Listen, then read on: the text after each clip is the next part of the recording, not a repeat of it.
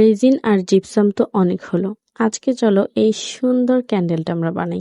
তোমাদের কাছে এই ক্যান্ডেলটা বানানো কেমন লেগেছে সেটা অবশ্যই কমেন্ট করে জানাতে পারো। তো ক্যান্ডেল বানানোর জন্য প্রথমেই আমি একটা পদ্ম নিয়ে নিয়েছি, যেটা জিপসাম দিয়ে তৈরি করেছি, আর এটার জন্য আমি কালার চুজ করেছি রেড।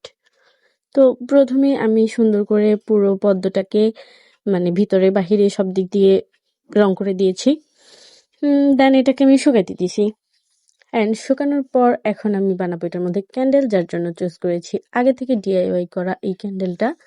আর এটাকে আমি যখন মানে গলায় ফেলছি আবার, তখন এটার মধ্যে কিছুটা সবুজ কালারের মিকা পাউডার ব্যবহার করছিলাম।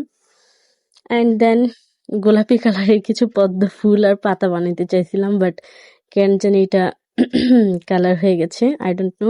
যাই হোক, তো এরপর এই যে ক্যান্ডেলটা জ্বালিয়ে দিলাম। দেখো তো তোমাদের কাছে এটা কেমন লাগছে। আমার কাছে কিন্তু ভালোই লেগেছে।